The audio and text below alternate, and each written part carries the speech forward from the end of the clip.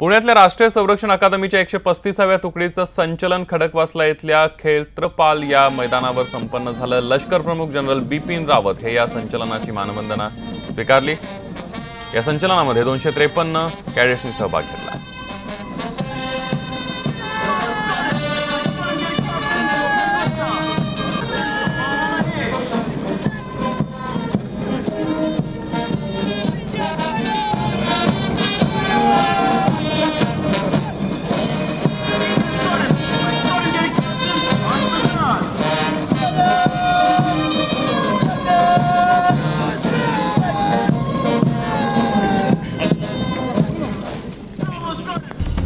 पिंपरीतल्या थेरगाव इथून ही धक्कादायक बातमी आलेली आहे। घटस्फोट मिळवण्यासाठी पत्नीच्या शरीरात HIV विषाणू सोडल्याप्रकरणी पती विरुद्ध गुन्हा दाखल करण्यात आलेला आहे। पिंपरीतली ही धक्कादायक घटना आपण पाहतोय। घटस्फोट मिळवण्यासाठी पत्नीच्या शरीरात HIV विषाणू पतीकडून सोडण्यात आलेले आहेत। अत्यंत धक्कादायक असा हा प्रकार पिंपरीतल्या पिंपळे सौदागर इथे घडलेला आहे। गोविंद वाकडे आमचे प्रतिनिधी या संदर्भात अधिक माहिती देतोय। गोविंद, खरं तर कल्पनाच नाही करू शकत असा हा सगळा प्रकार आहे, काय अधिक तपशील या संदर्भात? अर्थातच ही घटना धक्कादायक आहे। स्त्री अत्याचाराचा कळस आहे। या मध्ये जे पीडित तरुणी आहे त्यांनी वेळोवेळा तिला तिच्याकडे हुंड्यासाठी मागणी केली। ज्यावेळेस तिने पैसे आणण्यास नकार दिला त्यावेळेस तिला मारून आजारी पाडलं।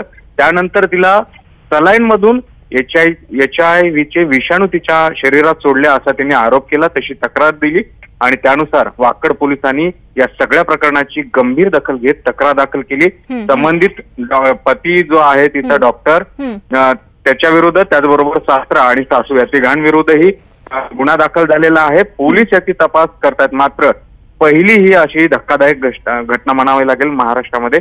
याचा पोलीस तपास करतायत आणि लवकरच अटक केलं जाईल पतीला असं सांगण्यात आलंय। धक्कादायक हुंडा, त्याचबरोबर हुंडा देत नाही म्हणून घटस्फोट घेण्यासाठी हे कृत्य केल्याचं पीडित महिलेचं म्हणणं आहे। अगदीच गोविंद, आणि अशा विकृत मानसिकतेच्या व्यक्तींना कडक शासन होणं हे गरजेचं आहे। धन्यवाद या माहितीसाठी। आणि आता बघत आणखीन काही महत्त्वाच्या बातम्यांचा वेगवान आढावा। देशभरातून हजारो शेतकरी दिल्लीतील ऐतिहासिक रामलीला मैदानावर दाखल झालेत। अखिल भारतीय किसान संघर्ष समन्वय समितीच्या नेतृत्वात शेतकऱ्यांचा हा लॉंग मार्च या ठिकाणी निघणार आहे। आंध्र प्रदेश, गुजरात, महाराष्ट्र, तामिळनाडू, उत्तर प्रदेश, हरियाणा आणि पश्चिम बंगालमधून हे शेतकरी राजधानी दिल्लीत दाखल झालेत। प्रलंबित मागण्यांसाठी हे शेतकरी संसदेवर धडकणार आहेत। राज्य सरकारने मराठा समाजाला आरक्षण दिल्यानंतर आता धनगर समाज देखील आरक्षणाच्या मागणीसाठी पेटून उठलाय। आज मनमाडला धनगर समाजाचा एल्गार मेळावा आयोजित करण्यात आलाय। विधिमंडळ अधिवेशनाच्या शेवटच्या दिवशी धनगर समाज आरक्षणाचा मुद्दा विधानसभेत उपस्थित झाला। धनगर समाज आरक्षणासाठी 1 दिवसाचं विशेष अधिवेशन बोलावण्याची मागणी विरोधी पक्षनेते राधाकृष्ण विखे पाटील यांनी केली आहे। मुस्लिम समाजातील मागासांना आरक्षण देण्याची मागणी काँग्रेसचे आमदार नसीम खान यांनी केली आहे। मुस्लिम समाजाला आरक्षण देण्याबाबत सरकार चालढकल करत असल्याचा आरोपही त्यांनी केला आहे। हिवाळी अधिवेशनाचा आजचा शेवटचा दिवस आहे। आज दुष्काळाच्या मुद्द्यावरून सभागृहात विरोधक सरकारला धारेवर धरण्याची शक्यता आहे, तर मराठा आरक्षणाचं विधेयक आज राज्यपालांकडे मंजुरीसाठी जाण्याची शक्यता आहे। तर मराठा आंदोलकांवरचे गुन्हे मागे घ्यायची प्रक्रिया 1 महिन्यापूर्वी सुरू झाली आहे, पण 46 गुन्हे असे आहेत ज्याचं फुटेज उपलब्ध आहे आणि ते गुन्हे मागे घेतले जाणार नाहीत अशी माहिती मुख्यमंत्री देवेंद्र फडणवीस यांनी दिली आहे। राष्ट्रवादी काँग्रेसचे नेते अजित पवार यांनी गुरुवारी आझाद मैदानावर आंदोलकांची भेट घेतली। या भेटीनंतर त्यांनी जवळपास 10,000 मराठा आंदोलकांवरचे सगळे गुन्हे विनाअट मागे घेतले जावेत अशी मागणी सरकारकडे करणार असल्याचं म्हटलं आहे। मराठा समाजाला 16% आरक्षण देणारं विधेयक दोन्ही सभागृहात एकमतानं मंजूर करण्यात आलं। मुख्यमंत्री देवेंद्र फडणवीस यांनी मराठा समाजाला शैक्षणिक आणि नोकरीमध्ये 16% आरक्षण देणारं विधेयक पटलावर मांडलं। दोन्ही सभागृहात हे विधेयक चर्चेशिवाय एकमतानं मंजूर झालं। राज्यपालांच्या विधेयकावरच्या स्वाक्षरीनंतर मराठा समाजाचा नोकरी आणि शैक्षणिक संस्थेतल्या आरक्षणाचा मार्ग आता मोकळा होणार। विधेयक मंजूर झाल्यानंतर विधिमंडळ परिसरात एकच जल्लोष सुरू झाला। स्वतः मुख्यमंत्री यांनी देखील विधिमंडळ परिसरातल्या छत्रपती शिवाजी महाराजांच्या पुतळ्याला पुष्पहार अर्पण करून अभिवादन केलं। मराठा आरक्षणाचं विधेयक मंजूर करण्याचं मोठं आव्हान फडणवीस सरकारसमोर होतं। आरक्षणाचं विधेयक मंजूर झाल्यानंतर भाजप आमदारांनी एकमेकांना पेढे भरवून आनंद व्यक्त केला। भाजप आमदारांच्या जल्लोषात जलसंपदा मंत्री गिरीश महाजन आघाडीवर होते, तर इतर भाजप आमदार भगवे फेटे घालून या जल्लोषात सामील झाले होते। विधान परिषदेमध्ये मराठा आरक्षणाचं विधेयक संमत झाल्यानंतर शिक्षण मंत्री विनोद तावडे यांनी देखील जल्लोष केला. ढोल ताशे वाजवून त्यांनी जल्लोष केला. नागपूरच्या वाडी परिसरातील मायलेकीच्या मृत्यूचा उलगडा करण्यात पोलिसांना अखेर यश आलंय. पॉर्नसाईटच्या आहारी गेलेल्या विकृत मनोवृत्तीच्या धीरानंच या दोघींचा बलात्कार करून त्यांची हत्या केल्याची माहिती पोलीस तपासात पुढे आली आहे. नागपूर रेल्वे स्थानकावर दारूची तस्करी करणाऱ्या एका चोराला रेल्वे पोलिसांनी सिने स्टाईल अटक केली आहे. त्याच्याकडून 6,242 रुपये किमतीच्या दारूच्या बॉटल्स जप्त करण्यात आल्या. भिवंडी शहरातील कणेरी परिसरात काचेच्या दुकानात कामगारांच्या अंगावर काचेचा ढीग पडला. या दुर्घटनेत 3 कामगार जखमी झाले. मुंबई अहमदाबाद महामार्गावरील नवीन वर्सोवा पुलाच्या दुरुस्तीला अद्याप मुहूर्त मिळालेला नाही. 26 नोव्हेंबरपासून पूल दुरुस्तीची तारीख ठरली होती. मात्र पोलिसांच्या हलगर्जीपणामुळे वर्सोवा पुलाच्या दुरुस्तीचं काम पुढे ढकलण्यात आलंय. राज्यातील खुल्या प्रवर्गातील विद्यार्थ्यांना परदेशात उच्च शिक्षण घेण्यासाठीची शिष्यवृत्ती देण्याचा निर्णय घेण्यात आला. मुंबई मेट्रोच्या रिटर्न तिकिटावर सवलत मिळणं उद्यापासून बंद होणार आहे. घाटकोपर ते वर्सोवा मेट्रो चालवणाऱ्या रिलायन्स मेट्रोनं याबाबतची घोषणा केली आहे. माथेरानला पोहोचल्यावर अमन लॉज ते माथेरान गाव या शटल ट्रेनला आजपासून आणखी 2 डबे जोडण्यात येणार आहे. त्यामुळे आता डब्यांची संख्या 6 वरून 8 वर गेली आहे. दगडखाणी स्फोट घडवण्यासाठी लागणाऱ्या जिलेटिन कांड्या आणि डिटेनर्ससह 42 वर्षीय राजस्थानी इसमाला दिवा परिसरातून मुंब्रा पोलिसांनी अटक केली आहे. त्याची न्यायालयीन कोठडीत रवानगी करण्यात आल्याची माहिती सूत्रांनी दिली आहे. मुंबई पोलिसांच्या बॉम्ब निकामी करण्याच्या पथकात आता हायटेक रोबो दाखल झाला. या रोबोमुळे बॉम्ब निकामी करताना जीवितहानी व्हायची शक्यता कमी होणार आहे. बँकांचं कर्ज बुडवणाऱ्यांची नावं जाहीर करण्याच्या केंद्रीय माहिती आयोगाच्या आदेशाला आव्हान देणारे रिझर्व्ह बँक ऑफ इंडियाच्या याचिकेवर केंद्र सरकारनं आपली भूमिका स्पष्ट करण्याचे मुंबई हायकोर्टानं आदेश दिले. मुंबई शहरातून एक धक्कादायक आकडेवारी समोर आली. मुंबईमध्ये दररोज सरासरी 35 जण बेपत्ता होत आहेत. जानेवारी ते सप्टेंबर 2018 या काळात या मायानगरीत 9,485 जण बेपत्ता झाले.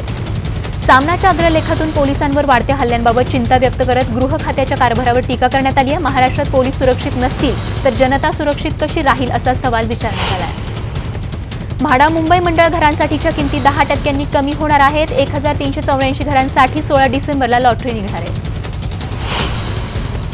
म्हाडाच्या नव्या लॉटरीसाठी आतापर्यंत 75,140 अर्ज आले आहेत. बुधवार रात्री 9 वाजेपर्यंतची ही आकडेवारी असून एकूण 1,384 घरांसाठी ही लॉटरी आहे. बुधवारी पुण्यामध्ये यंदाच्या थंडीच्या मोसमातलं नीचांकी तापमान नोंदवण्यात आलं आहे. 28 नोव्हेंबर रोजी पुण्यामध्ये 11.4 अंश सेल्सिअस तापमानाची नोंद झाली असून पहाटे आणि रात्री पुण्यामध्ये सध्या पारा बऱ्यापैकी घसरतोय. डिसेंबर महिन्यात राज्यातल्या अनेक शहरातल्या तापमानात मोठी घट झाल्याचं बघायला मिळते. कोल्हापूर शहरातही सकाळी गुलाबी थंडी अनुभवायला मिळते. पुण्यातल्या राष्ट्रीय संरक्षण अकादमीच्या 135व्या तुकडीचं संचलन खडकवासला इथल्या क्षेत्रपाल मैदानावर संपन्न झालं. लष्कर प्रमुख जनरल बिपिन रावत हे या संचलनाची मानवंदना त्यांनी स्वीकारली. तर या संचलनात 253 कॅडेट सहभागी झाले होते. यामध्ये मित्र राष्ट्रांमधील 8 विद्यार्थ्यांचा देखील समावेश होता. यावेळी सुखोई विमानांचा फ्लाय पास्टही झाला. सध्या खरीप पिकाची आवक सुरू झाली आहे. त्यामुळे या पिकांच्या भावात तात्पुरती घट होईल. आयात कमी करणं आणि निर्यातीला उत्तेजन देणं हे भारतातील शासनाचं प्रमुख धोरण राहील. बाजारभाव हमीभावापेक्षा अधिक राहावेत यासाठी शासन प्रयत्नशील राहत असल्याची माहिती मिळते. स्पेनमध्ये सध्या लहान आकाराचं लिंबू उपलब्ध असून त्याला तुर्कस्तानमधून येणाऱ्या लिंबांची चांगली स्पर्धा होत आहे. अर्थात टर्किश निर्यातदारांना जितक्या चांगल्या हंगाम सुरुवातीची अपेक्षा होती तेवढा चांगला दर सध्या मिळालेला नाही. अमेरिकेमधील हे चित्र मात्र वेगळं असल्याचं बघायला मिळतंय. प्रीपेड सेवा वापरणाऱ्या ग्राहकांनी योग्य आणि नियमित रिचार्ज न केल्यास मोबाईल क्रमांक बंद करण्याची धमकी सेवा पुरवठादार कंपन्यांनी दिली होती आणि याच पार्श्वभूमीवर दूरसंचार नियामक ट्रायनं मोबाईल कंपन्यांची खरडपट्टी काढत ग्राहकांकडे आवश्यक शिल्लक असेल तर सेवा बंद करता येणार नसल्याचा निर्वाळा दिला आहे. हिंगोलीमध्ये औंढा नागनाथ इथे शेतकऱ्यांनी विविध मागण्यांकरता शिवसेनेच्या वतीनं तहसील कार्यालयावर धडक मोर्चा काढला. शेतकऱ्यांना हेक्टरी 50,000ची मदत देण्यात यावी यासाठी हे आंदोलन करण्यात आलं. छत्रपती शिवाजी महाराजांच्या बाबत आक्षेपार्ह विधान करणाऱ्या अहमदनगरचा माजी उपमहापौर श्रीपाद छिंदम विरोधात तडीपारीची कारवाई करण्यात आलेली आहे. प्रांत अधिकारी उज्ज्वला गाडेकर यांनी ही कारवाई केली आहे.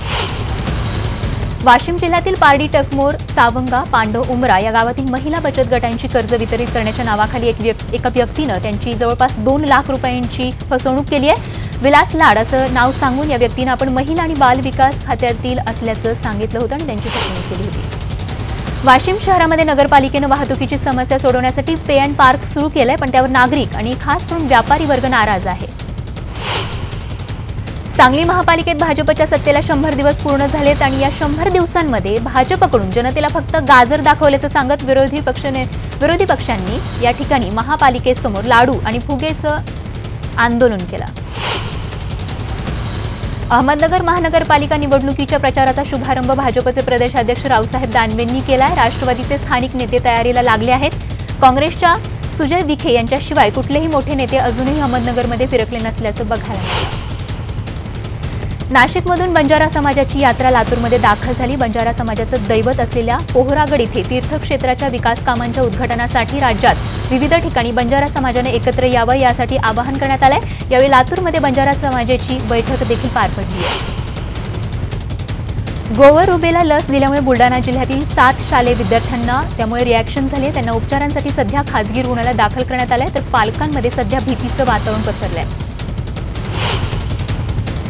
बुलडाणा जिल्ह्यातील संग्रामपूर तालुक्यात सोनाळा इथे दरवर्षीप्रमाणे यावेळी सुद्धा मोठ्या उत्साहात या ठिकाणी यात्रा भरल्याचं बघायला मिळालं. यावेळी संपूर्ण राज्यातील भाविकांनी मोठ्या संख्येत या यात्रोत्सवात गर्दी केली होती, त्यामुळे सोनाळा नगरी भाविकांनी फुलून गेल्याचं बघायला मिळालं. सेना भाजपचं सरकार असंवेदनशील असून राज्यात शेतमालाला हमी भावाचा प्रश्न असताना कांद्याच्या भावाचा प्रश्न देखील आहे. तसंच राज्याचे मुख्यमंत्री आणि सेनेचे पक्षप्रमुख एक शब्दही यावरती बोलत नाहीयेत अशी टीका राष्ट्रवादीच्या खासदार सुप्रिया सुळे यांनी जुन्नर इथे केली आहे. गेल्या काही दिवसांपासून कांदा, टोमॅटो यांसह सर्वच शेतमालाच्या भावात मोठी घसरण होते, त्यामुळे शेतकरी संकटात सापडलाय. भाव कोसळल्यानं शेतकऱ्यांना कोणत्या अडचणींना सध्या मोठ्या अडचणीचा सामना करावा लागतोय. मराठवाड्यात ज्वारीच्या पिकावर अमेरिकन लष्करी अळीचा प्रादुर्भाव झालाय, त्यामुळे शेतकरी अडचणीत सापडलाय.